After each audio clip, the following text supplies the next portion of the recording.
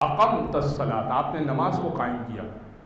ہاں، کیا ہم یہ کہہ سکتے ہیں کہ امام نماز توجہ سے پڑھے گا؟ تو پڑھتا ہی توجہ سے،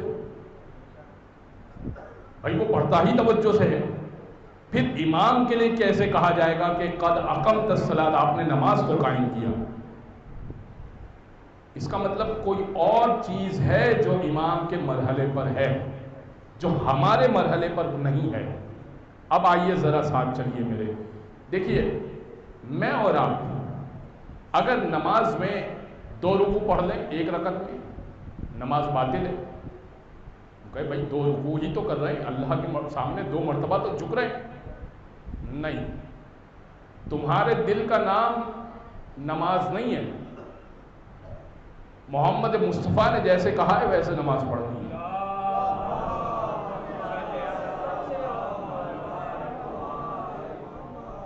اس لیے کہ حدیث بھی ہے بخاری کی بھی، اور ویسے بھی ہمارے یہاں بھی ہے کہ صلو رأیتمونی اصلی، کہ نماز ایسے پڑھو جیسے تم نے مجھے دیکھا کہ نماز پڑھ رہا ہوں، ویسے نماز پڑھو۔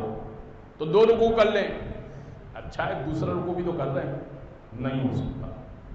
3 سجدے کر لیں کہ بھائی 1 سجدہ زیادہ ہی تو کیا ہے، نہیں ہو سکتا۔ اچھا 1 کر لیں اور اگلی رکعت میں 3 کر لیں کہ برابر ہو گیا۔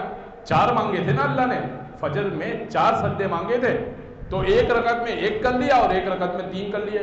نہیں چاہیے اللہ کو، ایسی نماز نہیں چاہیے۔ جس رکعت میں جو چیز جیسے مانگی ہے ویسے ہی چاہیے تو نماز قبول ہوگی۔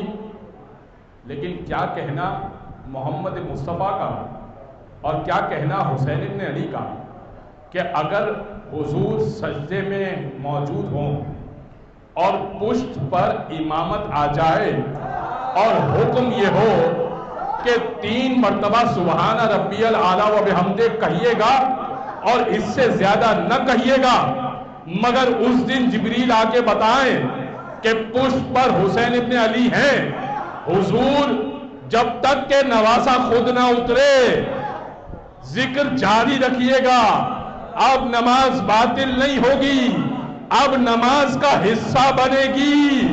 تو اب مجھے ایمان سے بتائیے گا کہ رسول کے ذہن میں ہوگا نا اس وقت کہ پشت پر نواسہ بیٹھا ہوا ہے، جب اترے تو ذکر تمام کروں، تو اس کا مطلب کہ اگر دل میں حسین ہو اور نماز پڑھی جا رہی ہو تو یہی نماز تو حضور کو چاہیے۔